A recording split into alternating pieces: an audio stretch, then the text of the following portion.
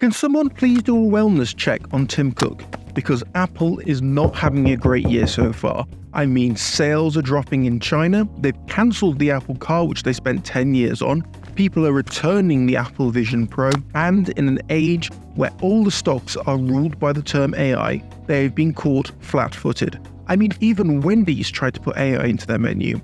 So, they've had to swallow their pride and partner with Google, with Gemini being integrated into the iPhone.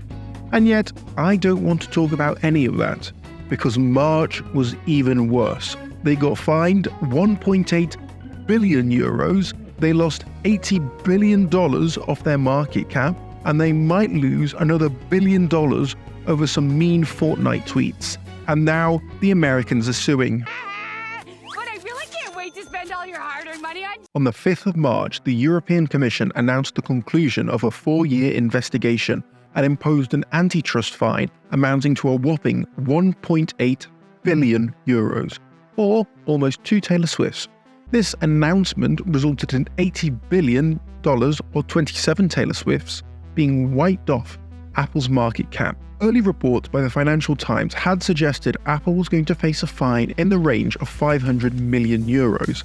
But this bad boy is one of the largest fines the EU has ever issued against a tech company, only trailing behind 2 other fines against Google for the amount of 5.1 billion euros and 2.4 billion euros. Vestager has gone on to explain that the scale of the fine is to prevent the company from breaking the rules in the future, and includes a lump sum to achieve this deterrent. And while 1.8 billion euros is a lot, it only amounts to 0.5% of Apple's global turnover. But why? Well, currently, if you download the YouTube app off the Apple Play Store and decide to donate £100 to your favourite content creator, Apple will take a 30% commission cut before anything else. This Apple tax is applied to almost every purchase made through every single app downloaded through the App Store. And while there are exemptions like Uber, because payments for food, physical products, and tangible services bypass the commission charge, importantly for this story, Spotify subscriptions do not fall into one of those categories. And while the charge does drop down to 15% if the user has been subscribed for over a year, that is still a lot of money. Although to be fair, the Google Play Store fee structure is built in a similar manner, but they're reducing their amount from 30 to 15 for an app's first $1 million in revenue. That's not why they also haven't been fined. We'll get into that later. This situation started not with a bang, but with an email. You see, Spotify was unhappy about sending Apple a big chunk of change every month, and sent an email to all Apple users saying that they could save £3 a month if they paid their sub fee directly to Spotify rather than through the App Store, as well as filing a legal complaint with the EU. Their main grounds for the complaint were Apple did not let Spotify put a link in their app directing users outside the app to make a purchase. Apple did not allow Spotify to use an alternative payment system to the App Store.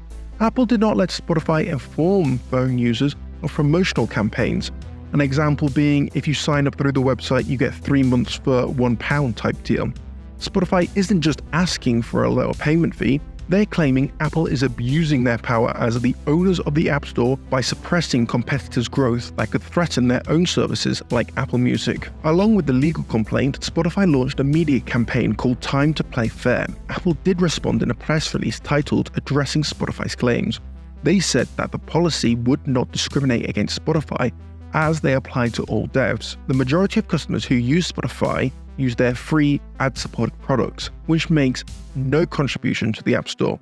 They say a significant portion of Spotify subscriptions come through their partnerships with mobile carriers, which Apple does not take a cut of, but requires Spotify to pay a similar distribution fee to retailers and carriers. And only a tiny fraction of their subscribers fall under the app revenue share model, but Spotify wants that number to be 0.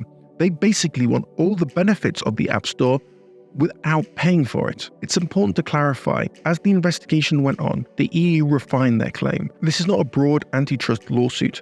Apple has not been fined this amount because of the 30% charged. They have been fined this amount for something called anti-steering.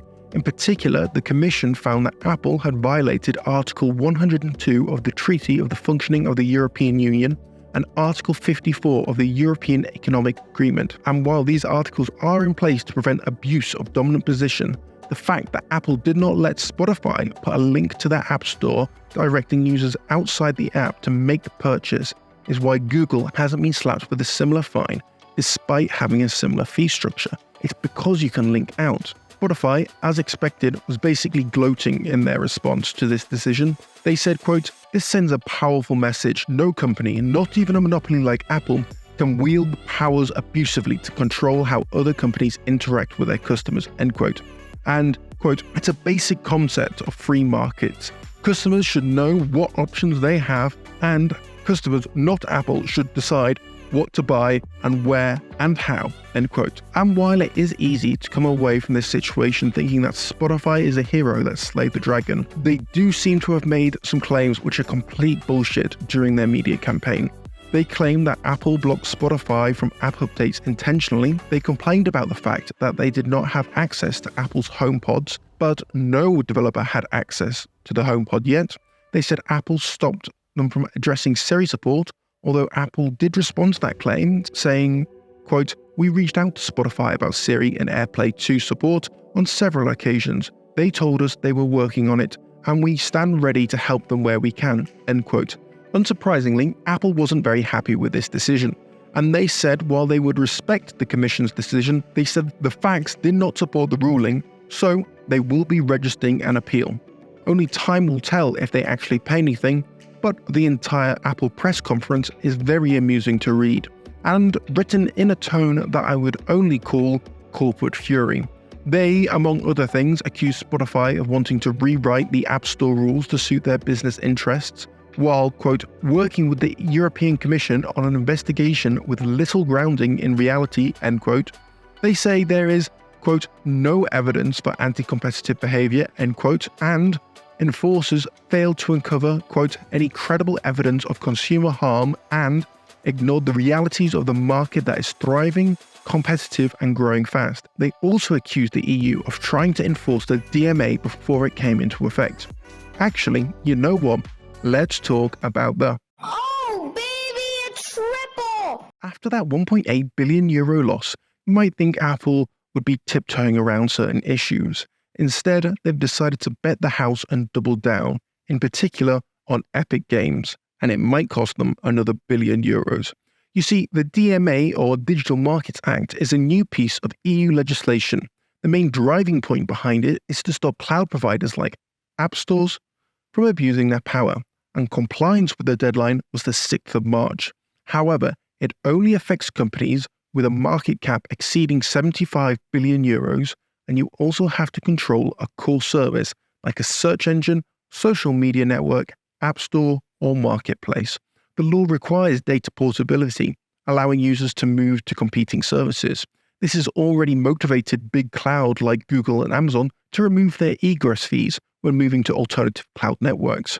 And while the EU did carve out caveats, for example, Outlook, Gmail, and Samsung's internet browser, despite meeting all the requirements, are not subject to the DMA. However, Apple's App Store was not listed among them. You see, this new law forces companies to allow the sideloading of apps, which simply means downloading an app from a third party.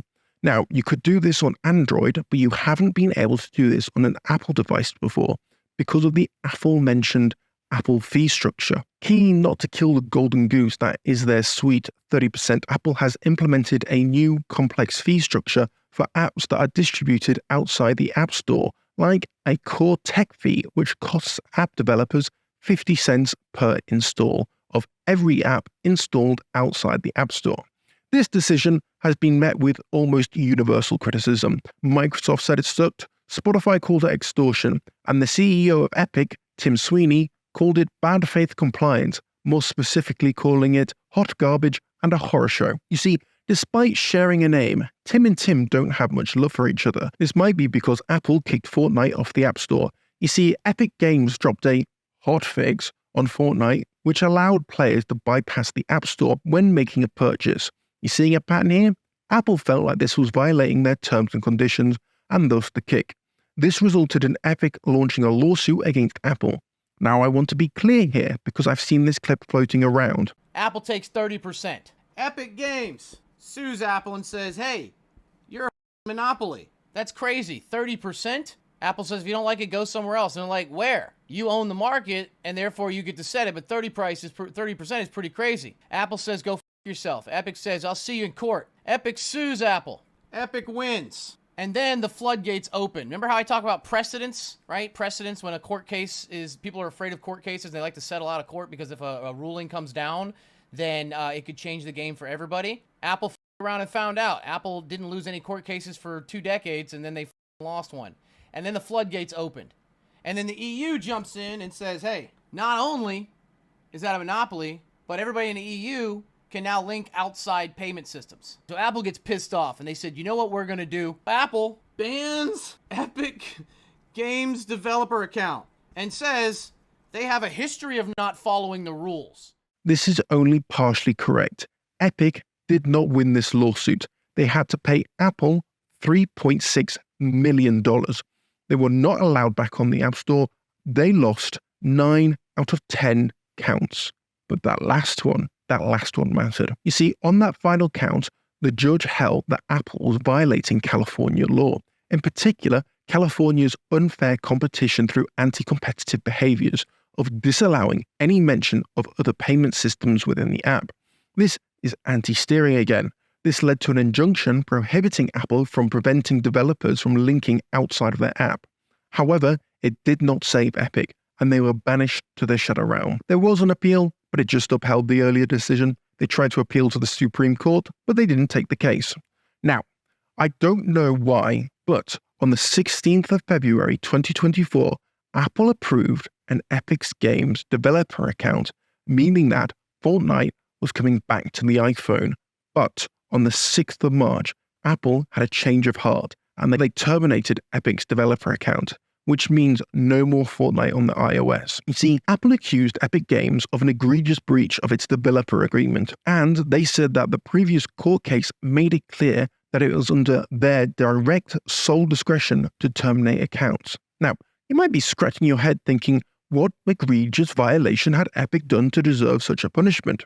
Well, Apple was kind enough to provide an example and cited a tweet from Tim, which basically said, Apple devs make good products, but the corporate policy is cringe AF. That's it. Apple banned Fortnite over some mildly critical tweets. Importantly, however, the compliance deadline for the DMA was on the 6th of March. Apple must have realized this because not 2 days later, on the 8th of March, they restored their account. But even so, this might not be enough to save them, with Belgium lawmakers already saying that they're going to begin an investigation. So we might be seeing another €1 billion fine in the near future. That is, if Apple is still in one piece. USA! USA! USA! So if Timmy didn't already have a head of grey hair, March would have certainly made it happen, because it was about to get a whole lot worse for Apple, as on the 21st of March, the Justice Department, United States of America, announced that they had filed a complaint against Apple for breaking its antitrust laws. Now, there is an 88-page document and a 30-minute odd press conference that you can go read and watch if you want. Links are down in the description. But I have perused these and I'm going to boil it down for you. Despite what a lot of people think, it isn't actually illegal to have a monopoly in the United States. A great example of this is Steam. Valve, the company behind Steam, controls roughly 75% of the market, and in the US you only need 50 or higher to be classed as a monopoly. While they have been dinged for the sum of €5 million over geo-locking Steam keys in relation to antitrust, and we are seeing Epic pursue them in court, giving us this email between the Steam COO and Epic's Tim asking, "Are you mad, bro?" I don't know of any other major government cases in the works. So, while there's a little doubt Apple revolutionized the mobile phone and captured the market through the iPhone, the DOJ think that they have consolidated this position not by further improving on their products, but by actively making others worse, by forcing developers to comply with rules which insulate Apple. They have a problem with that. The DOJ thinks Apple violates antitrust laws in 2 main ways: the Apple tax and how Apple limits the level of integration a third-party app can have with Apple's operating system. The first half is boring, we've basically covered it in the other situations, but the second half, those garden walls. You see, if you sell a razor and it only fits a certain type of head, that's vertical integration. You might have a lens that only fits with your camera, that's vertical integration. But if you sell a watch that only works with your phone, you might have a lawsuit. If you're watching this video, you've almost certainly heard of the garden wall analogy before. Apple lures individuals into their beautiful ecosystem. The iPhone is the centerpiece, with everything connecting seamlessly. The watch, the headphones, the MacBook. But if you ever want to change that centerpiece, you ever want to stop using the iPhone, those garden walls rise up. All that seamless integration either stops working so cleanly or stops working at all. So, with the price of escape being so high, you're encouraged to stay. Do you really want to go buy an alternative version for all that tech you have? You see, the DOJ really doesn't like the smartwatch experience for iPhone users, as if you buy any other device than the Apple branded one, they will have limited functionality. This is not a manufacturer's choice, but Apple's. It also doesn't help that the Apple smartwatch only works with Apple phones. That's not to say Apple are the only people who have this type of vertical integration. The Pixel Watch does not work with the iPhone, but works perfectly with an Android. I think the reason why the DOJ has such an issue with these garden walls is that in the US, the iPhone holds a staggering 60% market share among the population, and that number rises up to an eye-watering 90% within the young population. But it's not like that on the world stage. Apple only take up 25% in their larger market. This is the same reason why the DOJ is taking issue with Apple CarPlay. I mean, in the complaint, they say, quote, Apple CarPlay will take over screens, sensors, and gauges in the car, forcing users to experience driving as an iPhone-centric experience if they want to use any of the features provided by CarPlay. End quote. Imagine you only get access to half the features in your car because you have the wrong phone. Or, if you want to get a different phone, you might decide against it because you're losing access to parts of your car. Those high garden walls. Staying on theme of Apple making things artificially worse, the DOJ thinks that Apple is suppressing cloud streaming apps and cloud gaming apps. They are also not happy that users can't use super apps. Now, nowhere in the documentation do they name specifics, but The Verge specifically references WeChat or KakaoTalk. I really don't know how to pronounce that one. The complaint does define them as, quote, super apps provide users with broad functionality in a single app. Super apps can improve smartphone competition by providing consistent user experience that can be ported across devices. Suppressing super apps harms all smartphones, including Apple users, by denying them access to high-quality experiences. It harms developers by preventing them from innovating and selling products. End quote. Regarding the suppression of apps, the DOJ also thinks that Apple manipulates app reviews, further insulating themselves and suppressing competition. Talking about suppressing competition, the DOJ also doesn't like the fact that iPhone users literally have no other choice than to use Apple's digital wallet. Now, let's have a conversation about bubbles.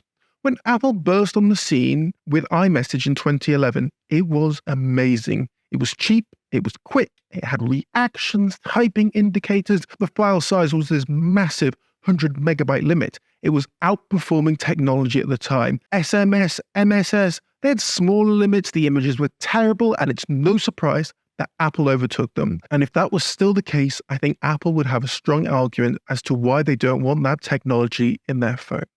But we're not in the early 2010s. We have something called RCS, or Rich Communication Service. It has almost all the features that Apple's iMessage have, and Apple could absolutely add RCS support to iMessages, but they won't. You see, Americans never did pick up a preferred messaging app. They don't use WhatsApp, they don't use Facebook Messenger, they use the native messaging app. What this means is that when iPhone users send a message to another iPhone user, they get this nice blue bubble with all these features. But when they text an Android user, they get a green bubble. And it's using SMS. And the green bubble experience is trash for the iPhone users. Group chats don't work. Images are terrible. And this is made all the worse by that 90% youth market share. It has been statistically shown that when moving away from dating apps, green bubble users get statistically less dates. So would you switch out and risk not being able to participate in your friend's group chat? Again, this could all be solved by Apple if they wanted to. They could add RCS support, but they don't want to. They want to make it difficult for users. They don't want an iPhone family buying an Android for their kids. This isn't a tin hat conspiracy. This was clearly laid out in a leaked internal email. Hello, this is me from the future. Since writing and recording this script, there has been a Google leak. Apple is adding RCS support and it's coming in fall 2024. Whether this was in response to the legal case, I'm not entirely sure. It wasn't in the leak, but just something to be aware of. Anyways, back to your regularly scheduled content. The complaint also makes heavy reference to the 1998 Microsoft lawsuit, even highlighting the fact that Steve Jobs went to the DOJ to complain about Microsoft's monopoly and, quote, dirty tactics hindered Apple's development. And yet, even at their height, the levels of restrictions Microsoft were putting on their developers does not compare to those on which Apple imposes on third parties. Apple did not have to pay that 30% for every song downloaded from the iTunes store. Quote, but after launching the iPhone, Apple began stifling development of cross-platform technologies on the iPhone, just as Microsoft tried to stifle cross-platform technologies on Windows, end quote. There also seems to have been this rumor going round that if the lawsuit is successful at pulling down these garden walls, all sorts of crap will make its way onto the App Store because Apple would not be able to vet it and therefore it would no longer be safe. This was repeated by a congressman and then directly asked to the Attorney General. This lawsuit is not aimed at every kind of vetting or other activity that Apple does with respect to the App Store. It is aimed at exclusionary conduct. As we've set forth in the complaint, there are many things of that exclusionary conduct that do not help security, and in fact, some that actually harm security. So I'm going to leave it to Mr. Cantor to describe this in more specifics. Thank you, Attorney General. Privacy and security are extremely important values. Competition makes devices and services more private and more secure. Our complaint explains very clearly why the legal exclusionary conduct that Apple has engaged in is not necessary to protect privacy, while the illegal and exclusionary conduct that Apple has engaged in is not necessary to protect security and privacy. In fact, as the Attorney General mentioned, our complaint explains that in many instances, Apple's conduct has made its ecosystem less private and less secure. Whether this complaint holds any weight, only time will tell, but those garden walls might be coming down. So March really wasn't a great month for Apple. We'll have to see if the rest of the year is any better. If you like this video, make sure to hit that like and subscribe button. The American TikTok ban has passed the second house, as well as being signed by Biden. If you want to hear the full story behind this situation, or the reasoning behind this ban, why not click here? Either way, bye.